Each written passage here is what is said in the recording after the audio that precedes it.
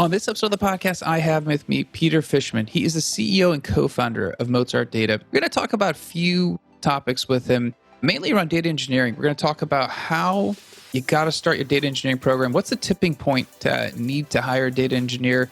And then we're going to talk about the challenges that exist with building out a data engineer in a modern data stack. Fish, thanks for being on the podcast. Great to be here. Awesome, man. Can you tell us a little bit about what Mozart Data does? Sure. We're the easiest way to spin up a modern data stack. So what that means is we manage ETL pipelines, extract, transform, and load pipelines. We manage a data warehouse under the hood, that's Snowflake. And then we also have a layer for doing transformations so that in under a few hours, you can be up and running with a full data pipeline, connecting your BI tool and starting to automate reports and getting insights out of your data. Awesome. So you definitely have a deep background, and we'll obviously link to your profile, your LinkedIn, and people can kind of dive in. You have a extensive background in the data space, and now you obviously have your own company here. Let's talk about, let's say you're an existing org and you're trying to scale your data, and all of a sudden you're hitting some, issues of kind of having the right data and access. What are some of the signals and tipping points for you to know that you need to bring in some data engineering muscle to actually, help with some of that pipeline development? So first of all, data is table stakes for companies these days, which is to say to be competitive in the modern environment, you have to consume your data, you have to understand what it's telling you, and sometimes what it's not telling you. You have to make good decisions using that data. Now, some of that has become sort of commoditized. So if you think about sort of using, say, Google ads or Facebook ads effectively, a lot of what Google and Facebook are trying to do is get you to easily consume their data, understand what used to be really difficult to calculate. Simple things like what's your CPA, your cost per acquisition, not just your CPC or what you bid per impression. So a lot of kind of what makes companies competitive is to understand, where to best deploy their resources. Those resources can be money, people, whatever. And typically a lot of that insight comes from data and consuming it in a novel way. So what used to be really complex, let's say understanding, say, the efficacy of Google ads and then optimal marketing around it, Google is making a lot easier for a customer to consume. Now, it's still not perfectly easy. And then there's always next level insights. So basically, how do you think about the difference between, say, a Google ads user and a Facebook ads user? And that's a lot of times where these tools hit a wall. So almost everybody's using not just one, but dozens or even more SaaS tools at their companies. That can be Salesforce, or maybe it's Shopify and Stripe and Square. And what you need to do is consume that data in a central place. So our core belief is that you need to centralize that data. What that means is you need to extract and load it from those tools, which effectively become data silos, and then move it to a central place so that you can start combining it and start creating insights. Now, your question was, when does that journey start? And what we find is that it's happening earlier and earlier for companies. And I guess as it's starting earlier and earlier, the complexity, you mentioned a few SaaS tools there, and everyone has multiple platforms they're dealing with, and all of a sudden now it's less than ideal to go to 4 or 5 different, reporting tools to try to see what's going on and identify what you're looking for. You got to bring all that in, and it's not your traditional challenges maybe of 20 years ago. These are some different challenges that people are facing. That's right. And there have been a number of advances in the data stack that make that easier. So obviously the power of columnar data warehouse technologies has made joins happen lightning fast and enables people to really combine data in novel ways. Even just extract and load technologies, the way that just everybody's using the APIs of the SaaS tools to get the data out of those tools. Companies, not just like our own, but also, like Fivetran or Stitch, that are able to bring data from multiple sources and put that in a central place. And that's really kind of that combined with the data warehousing advances as well as just the major cost decreases of those technologies, made this really a compelling thing for even earlier and earlier stage startups. Now, what a lot of those companies do is they hook up sort of simple to start tools like an amplitude or a mix panel. And those are sometimes great for getting companies started on sort of the analysis of what's happening in their product. But what they quickly find is they need a source of truth. They need to understand what a given customer is doing or more attributes of that customer. And those typically are living in a different SaaS tool that's unable to speak with essentially the way the events are recorded.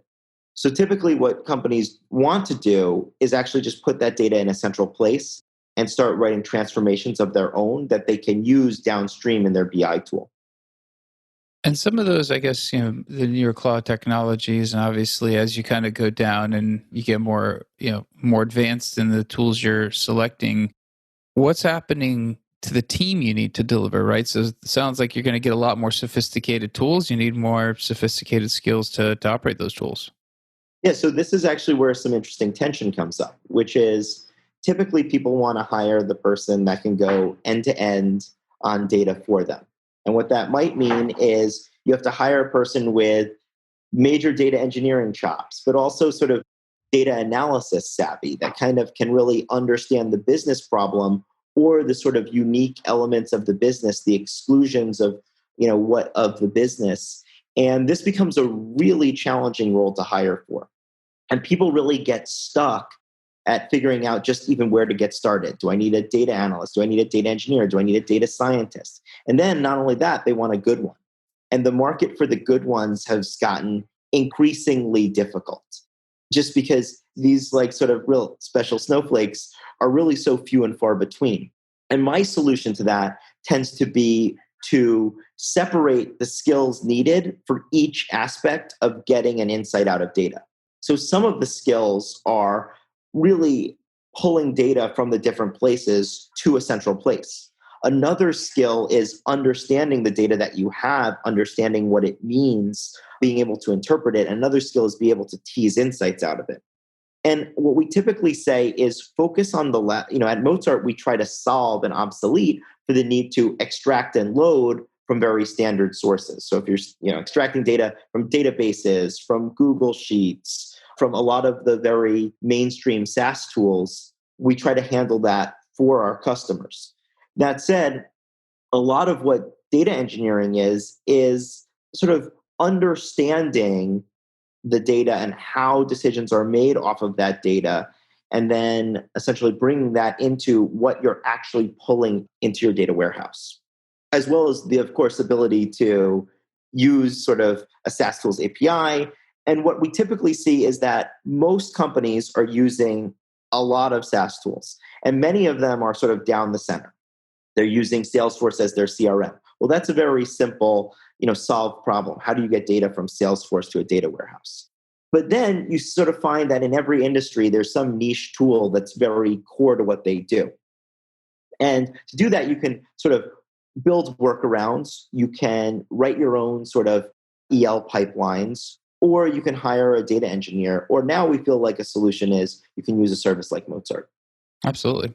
So I guess just to kind of back up, because you made a great observation, obviously from your vantage point, you see this unfolding. We see a lot of times, hiring managers looking for analysts that are really skilled in Python. And then you see data engineers that you're seeing be asked to kind of bleed into maybe a little bit of analytics or maybe some basic data science. And then you're seeing data scientists be asked to do some data engineering. The overlap is increasing. And then you have traditional BI analysts who use the end tool to produce the end reports, but that's becoming so far down the road that their portion is getting smaller if they're not kind of picking up some of the other skills. And obviously you're saying, breaking out the skill sets are important. What about these overlaps, these hybrid, needs to kind of span a little bit of the other world? How do you see that unfolding? Well, that's sort of the inspiration for why we existed as a company. I was a hiring manager at Yammer and Zenefits and most recently Eaze in terms of building out these teams of these hybrid data scientists, data engineers, data analysts, and what would be my requirements at all of the different roles. And I increasingly found data engineering as harder and harder to hire for, yet the tasks were very consistent job to job to job, and the sort of responsibilities, a lot of it was quite rote.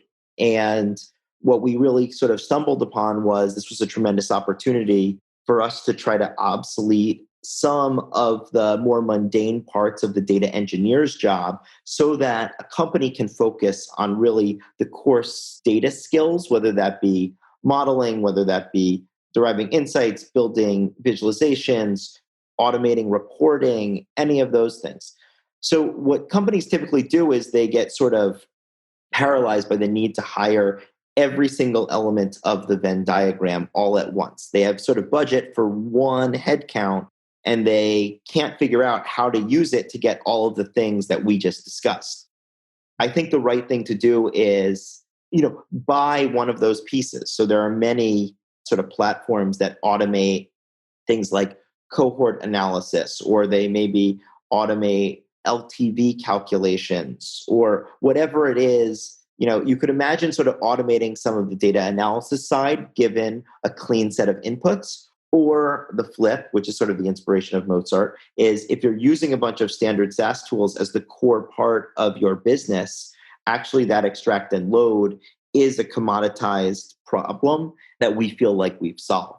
So I think the trick is, like I said, to break it up and not to look for the special unicorn that's excellent at all of those things, because typically you find those hires to really either be too challenging to actually make, and people just end up spending 6, 9, 12 months on a rec, or when building those individually will yield a better result. So hiring somebody that's great at doing the data analysis piece and hiring somebody that's great at doing the data extraction piece, if you hire those separately, you're just going to get much better results in a much shorter timeline. Absolutely. Yeah. And we see it all the time where people are looking for, almost a pseudo product manager in an analyst that can also do Python. And as you add those requirements, the number of people that can, span those in a competent way shrinks. And it sounds like with Mozart, you guys are basically saying, listen, the data engineering is data engineering. If we take that off your plate, you can actually start focusing on the right people to come in and actually add value to the data, understand the data, interpret the data, provide it back to the decision makers so they can actually do more versus having that be the bottleneck and kind of slowing down the downstream processes of actually getting actionable insights out of that data. Yeah, exactly. There's the cliche, like if you try to be, and I'm going to misphrase it, but if you try to be everything to everybody, you end up being nothing to everybody. And I think that that's kind of one of the problems we're trying to attack in this sort of end-to-end data pipeline. Absolutely. Interesting. Yeah, no, I think you hit the nail on the head there. And I guess I'm just curious because obviously with Mozart, I mean, you guys are, data engineering as a service is kind of unique, trying to solve a definite constraint of available talent. Who's an ideal customer for you guys out of curiosity that kind of needs to bring on a service like yours? To be honest, we really span the gamut. We have, 2-person companies that were in our YC batch. And then we have unicorn companies where I joke that, my cell phone is the support line. And, I think we really do span a range of technology companies, but I think the common theme is that they're all on the cusp of making a data investment. Basically, they sort of pieced together data and they've pulled data as CSVs and then analyzed it and started to get some use out of it. They're thinking about making a data investment, maybe, moving towards, building a data warehouse. And just at that moment, before they've really sort of pieced together that whole pipeline for themselves, we can come in and really spin them up incredibly quickly on a world-class data pipeline in under a few hours. Awesome. I was going to ask you, how did the company name Mozart Data come about? I mean, I have some of my thoughts, but I'm curious how you guys came about the name. So there's no shortage of bad puns at Mozart. So we help companies orchestrate their data. And this sort of data orchestration space, I think, has a lot of great players and people sort of entering in and understanding that data needs to be centralized, and folks with SQL skills and business skills need to be able to access that data. And that population is really growing. So there's this term data orchestration. You keep hearing it. It's about having it all work together, composing your tables, making a clean data warehouse. And we felt that we couldn't get away from a name like Mozart Data. I like it, man. That's awesome. And it fits. My background's in data, and I do feel like there's a lot of art that goes into the data space, just interpreting it. I mean, the ETL side, like you said, is kind of becoming an interesting evolution in skill, but that's a pretty cool story. Thanks for sharing. Thank you very much. Awesome, man. So if somebody wants to reach out to you, Fish, like what's the best, LinkedIn, social, email, what's the best way to get a hold of you? All of the things. Obviously, we're Mozart Data on LinkedIn or Facebook or even IG. But basically, I think typically the best way to reach out is ping Amadeus at mozartdata.com. And it's a great way to connect with me or the team and start helping you on your data journey. Awesome. We'll include that in the show notes, and hopefully people can find you via any of those handles. I appreciate you being on. Thanks for spending the time with us. And that's it for today's episode. We'll be back again with another guest, different set of topics. I always ask for two things from you all. So the subscription, you guys are doing awesome. People are subscribing. The podcast is just growing week over week. And it's really, I sometimes feel humbled that people are listening and tuning in and you guys are finding value out of it. And then the other thing is keep sending me topics. Like I am getting at least a handful of topics a week that you guys want to find guests to talk about. And it kind of makes my job easier because I need to go find the right guests to kind of line up with what you guys want to hear. So I appreciate that. Until next time, we'll be back. Thanks.